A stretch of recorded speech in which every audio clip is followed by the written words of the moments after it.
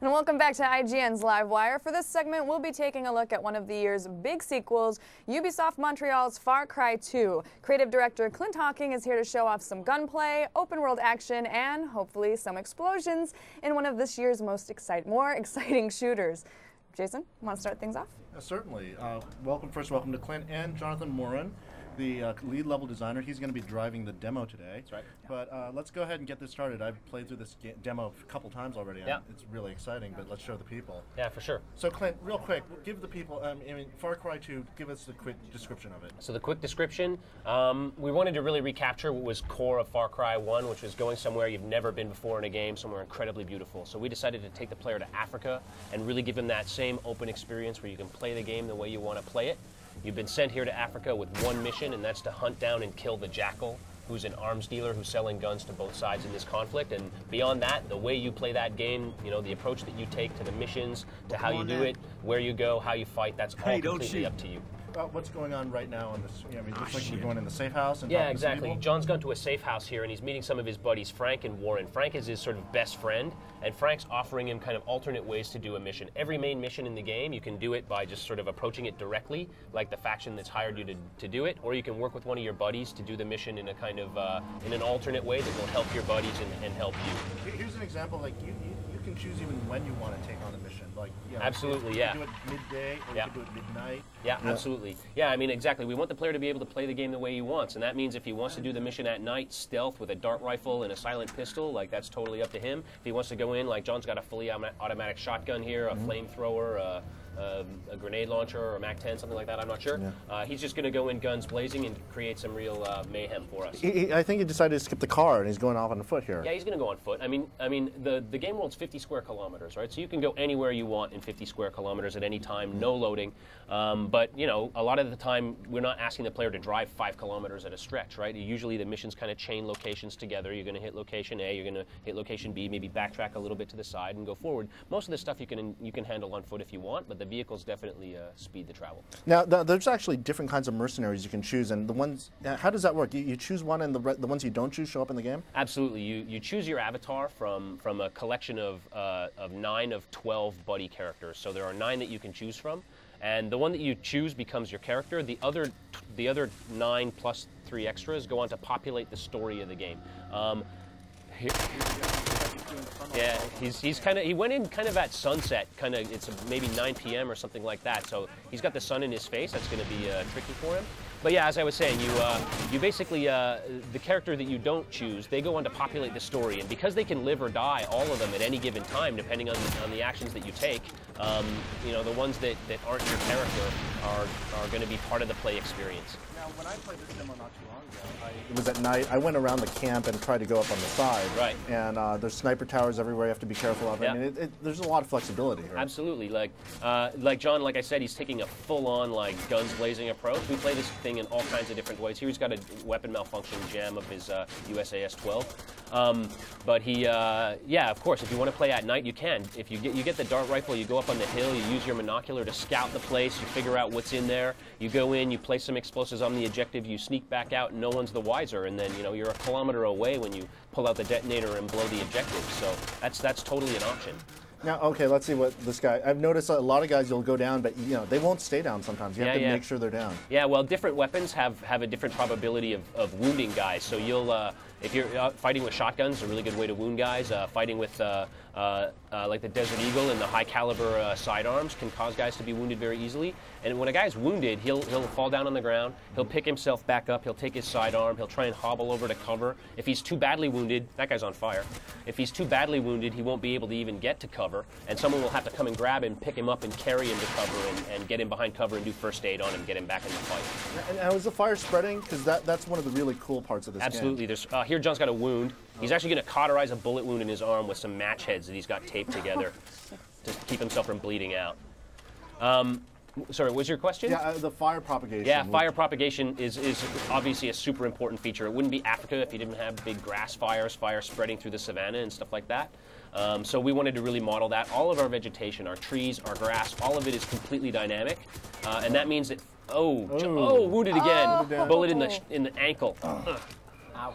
So there's only about 8 of those animations integrated into this version of the game, but in the final game, I think we're at 50 or something, or 52 in the final version.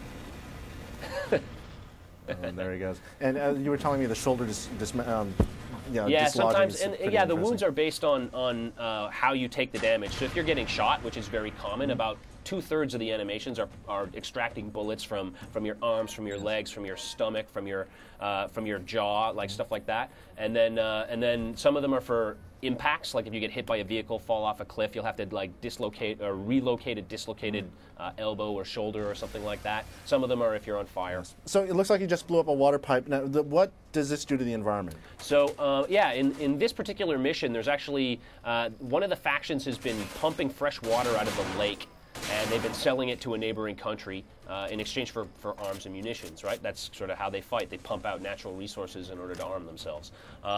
In this particular mission, when you destroy that water pipeline to disrupt that source of income for one of the factions, the river that's underneath here actually floods. So the pipeline explodes, all the water gets poured back into the environment, and the river itself floods over the course of several hours of the game.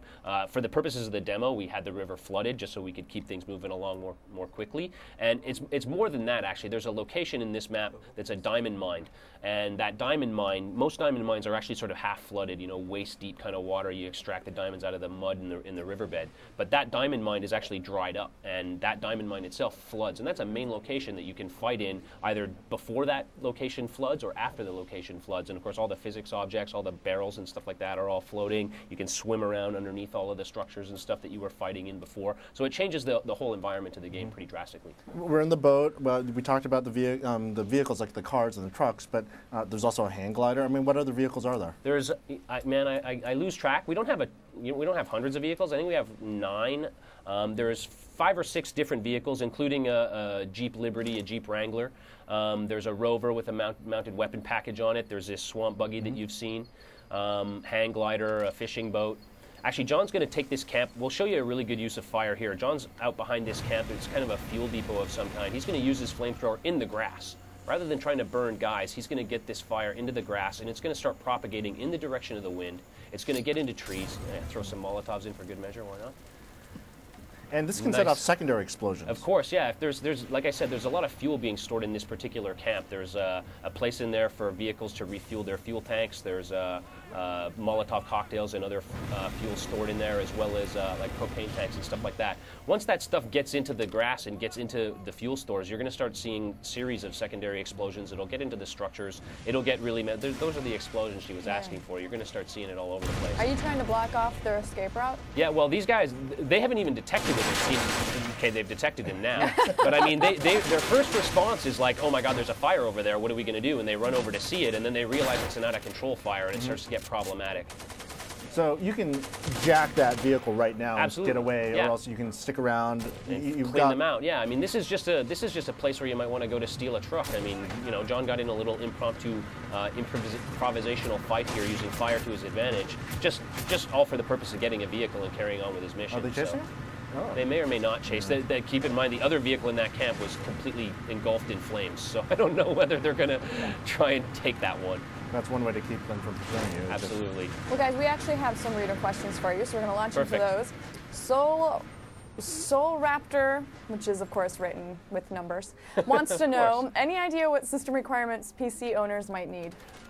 We haven't actually nailed down our system requirements. Everything's in flux right now. We're optimizing all of that. What I can say is that I have recently seen the game running on a final generation Pentium 4 single core machine with a 6800 in it in the office. I can't tell you that that's a min spec. We haven't got it, but I've seen it running well. And so our min spec is going to be very, very reasonable. Obviously, we're going to run on the best dual core, quad core, high-end machines with video cards that aren't even released yet that we have secret access to. That's awesome. Awesome. Well, I thought we had another reader question, but it looks like we don't. Did you want to round off anything last minute? This PC is also going to be Xbox 360 and PlayStation 3? Xbox 360 and PS3 all for simultaneous launch. And the really important thing to point out is that it's the same game on all platforms, right? It's not like we made the PC game and then put some invisible walls tiles around it and cut it up into levels that you play in order. It's a 50 square kilometer open world on all platforms. I mean, this is the 360 version you're looking at right here. You can tell it looks as good as any high-end PC game on the market right now. Our engineers have done a really, really impressive job of getting this thing to come together for us. Awesome, guys. Thanks so much. It looks really good. I know I've been following this for quite a while.